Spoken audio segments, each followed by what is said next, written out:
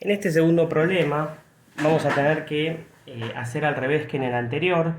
En este ejercicio ustedes tienen el gráfico y en vez de pedirles calcular una tasa de cambio, yo les pido al revés, que dado una tasa de cambio me digan algún intervalo, algún rango en X donde ocurra eso.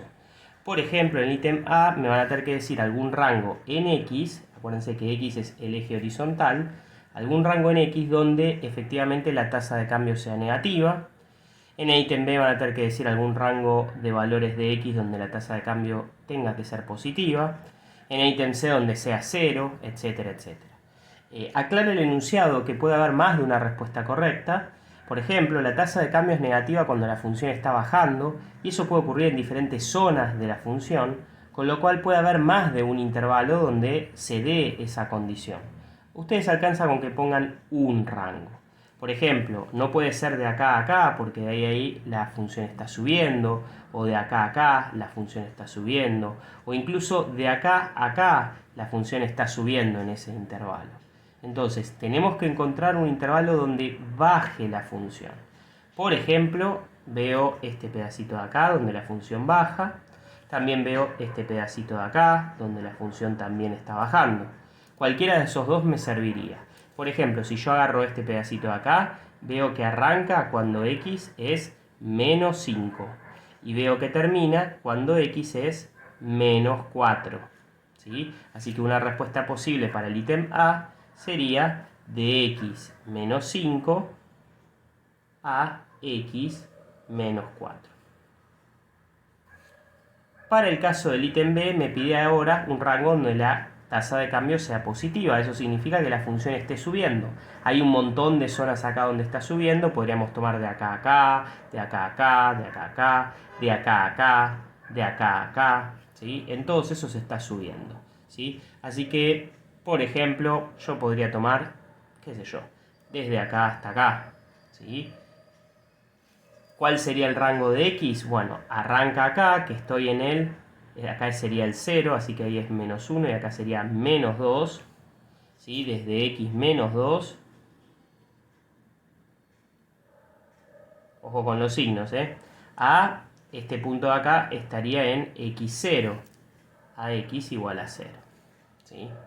Respecto del ítem C, que es el que les puede generar dudas, que la tasa de cambio sea 0 significa que la función en ese rango, ¿sí?, desde el comienzo hasta el final, toca los mismos valores. Significa un rango donde la función arranque y termine en el mismo valor. Función arranque y termine en el mismo valor. De esa manera, ¿sí?, te va a terminar dando una tasa de cambio 0, porque quiere decir que no cambió de valor desde ese valor que empezó hasta el valor que terminó. Entonces, lo que yo voy a tener que buscar en mi gráfico es algún rango donde la función esté a la misma altura, esté en los mismos valores. Por ejemplo, ¿sí?, voy a utilizar otro color para que se diferencie de lo anterior. Podría agarrar el rango este, desde acá hasta acá. Porque fíjense que arranca en menos 2, ¿sí?, arranca en el valor menos 2 y termina en el valor menos 2. Si yo hago ahí la cuentita de la tasa de cambio, ahí me va a dar 0. ¿Sí? Otro lugar donde podría hacer la cuenta y me daría tasa de cambio 0 sería de acá a acá. Acá la función vale 0 y acá donde termina también vale 0. Me daría tasa de cambio 0. ¿Sí? También podría agarrar, por ejemplo, desde acá hasta ahí. ¿Sí? Porque ahí está en menos 2 y acá vuelve a estar en menos 2. Si hago la tasa de cambio entre esos dos puntos, me va a dar 0. Entonces, que me pida un rango donde la tasa de cambio 0, significa que tengo que buscar un rango donde la función arranque en un valor y termine en ese mismo valor. En el medio pueden pasar muchas cosas, pero que arranque y termine en el mismo valor. Por ejemplo, si agarro esta de acá, que es la que voy a escribir, ¿sí?, en el ítem C me quedaría de X igual menos 5, acuérdense que se ponen los valores en X, a X igual menos 3. En ese rango la función arranca en -2, termina en -2, así que la tasa de cambio te va a dar 0.